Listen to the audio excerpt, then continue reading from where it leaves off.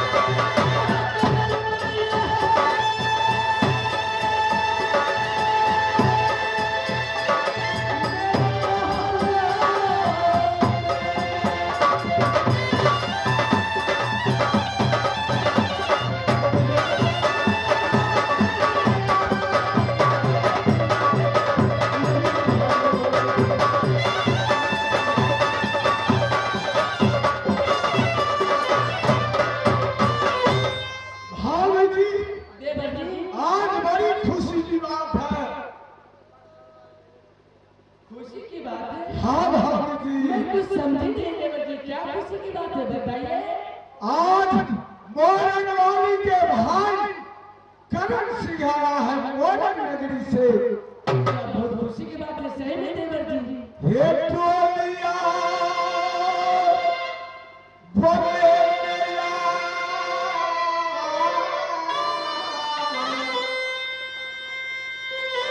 या दूर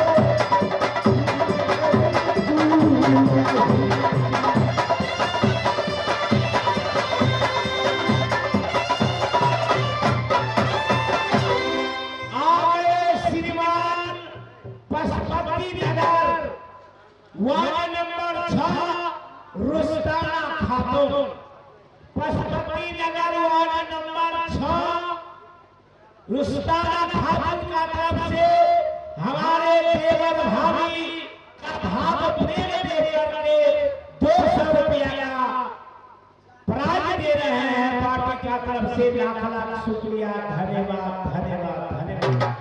धन है हमारे भाई ताहिरी, उनको लड़की रोस्ताना खातून, हमारे ताहिर भाई को एक ही लड़की है रोस्ताना खातून के तरफ से 210 रुपये नोट से प्रदान किए। पार्टी की ओर से धन्यवाद शुक्रिया। और मैं इस रंगमंच से अपने ताहिर भाई को मैं सलाम करता हूँ और उनको लड़की को मैं आशीर्वाद देता हूँ। हे मैया दुर्गा, हे माँ भगवती, हे माँ श्वेती, हे माँ नारायणी, हमारे रोस्ताना खातून को काया यमन करना, यमन करना, यमन करना। सवाई तू करना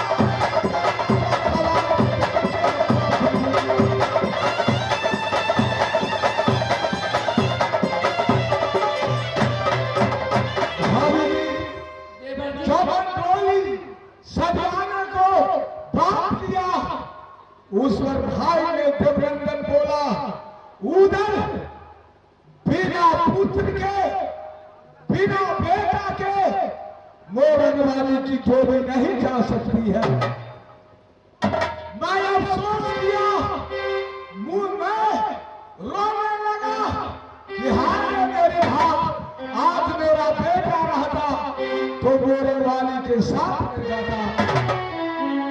फिर मुझे याद आया कि मेरा बेटा इंदल मोहब्बा में है, मोरनवाली के साथ मेरा बेटा इंदल जाएगा। हे मानवनी, हे देखो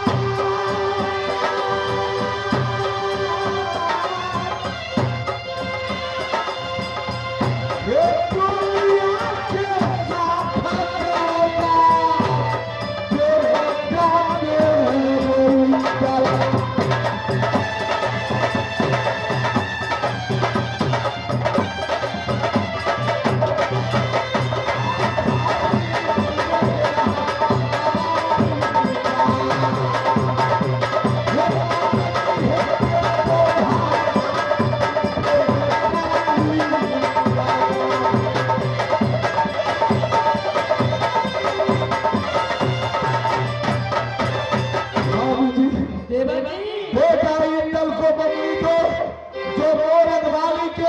अपने चाची को संग में जाएगा। देखिए देवर जी, हे हाथी ये कहिए दे बढ़ाती रे सपलगढ गोरे पगड़े बरखो सजदा तेरा हे भगवान के सजदा दे बरहन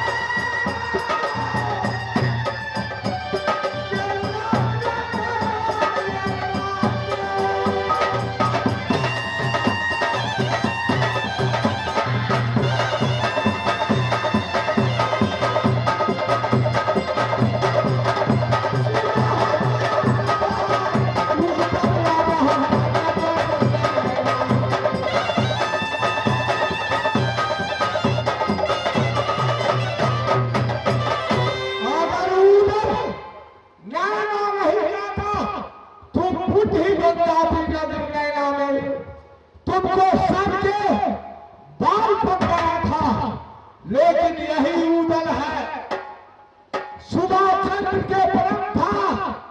अमर से तुम दुआ मत करना, जो पटने के लाए पटकी छोटी दुनिया चार कथा में, जो कोई खून से पेट भरा है नरक पाव काट के फूल बनावे, ताप घोड़ा पेट दौड़ाए, अंधी समझी कौन बतावे, अगवा खाए फटे के बाद 1200 दूल्हा झूला मरवाने, 2600 कन्याकुमार। सुभाष चंद्र के भाई से तुम्हें सबके बाप बन गया था, लेकिन यही उधर नाना नगरी में गया और सुभाष चंद्र से मैं जीत करके तुम्हारी डोली लाया हूं। आज तो ये मेरी बेटा है देवती, मेरी बेटा है। सुनिए आपको शर्म नहीं लग रही है? अच्छा क्या शर्म है? लेकिन नगर सोना था तो अपने नैना से मोहब्बत में वापस आए, आप ही शादी कर पाए, बल्कि मैं अपने खुद हाथों से भैया सुभाष को सर पर बलि के चढ़ाए और आप भैया मेरे भैया से शादी करके राज मोहब्बत में आए। मैं अपनी मर्जी से शादी करके नौकरी में लाए हैं। अगर मैं नहीं जाता तो आप मोहब्बत नहीं आऊंगा, वापस आता जिंदा समझ गए ना? बहुत गबर गबर बोलती है, चिलमिलाती है, जीव लड़ाती है। तुम सुभाष चंद्र को सरकाती है अपने स्वार्थ के लिए। जो अगर मैं अपने भैया को नहीं मानूंगी तो मेरी शादी नहीं होगी।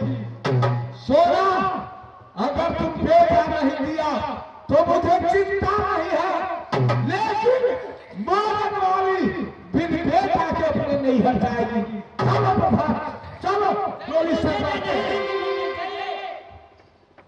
जाओ। आदिनों से भाभी का प्रेम देख लिया, सुनकर तूने सब गया हरेती, स्वार्थ कारण करही प्रीति। सब अपना स्वार्थ के कारण एक दूसरे से प्रेम करता है।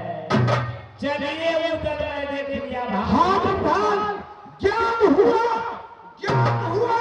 कि दुनिया में किसी का कोई नहीं है।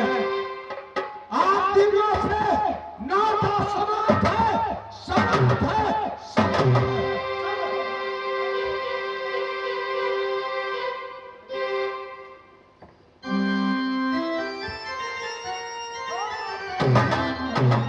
क्या बात है, क्या है दादाजी?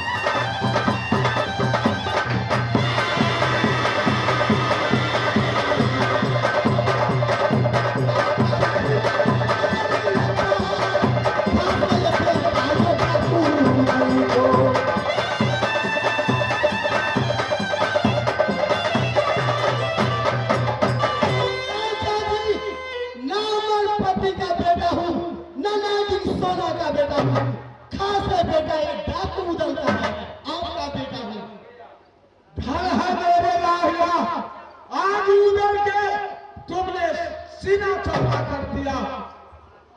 बेटा इंदर तुमको मामा मोरन निवासी कलम सिखाए हैं। हाँ बेटा इंदर, और भाई जब बोल गया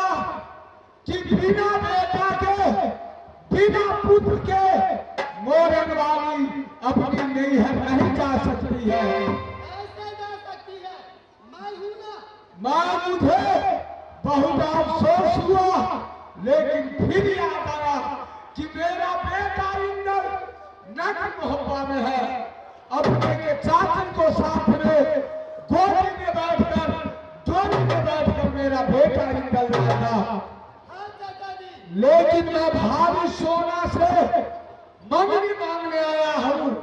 वो भाभी सोना कह रही है, देवर जी हाथ फिर लीजिए, घोड़ा लीजिए, पुलिस जाएगी, लेकिन बेटा इंदर में मंगनी नहीं दे सकती।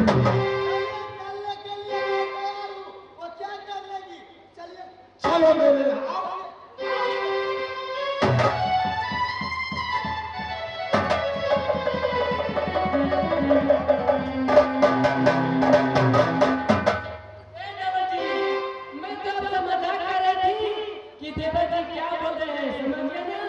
मजाक करती है। ऐसी मजाक में मैं आग लगा देता हूँ। ऐसा मजाक मत किया करो। चलो भाभी जी जल्द चलो और मोरन वाली के डोली सजवा करके जल्द उसको मोरन नगरी में भेजो।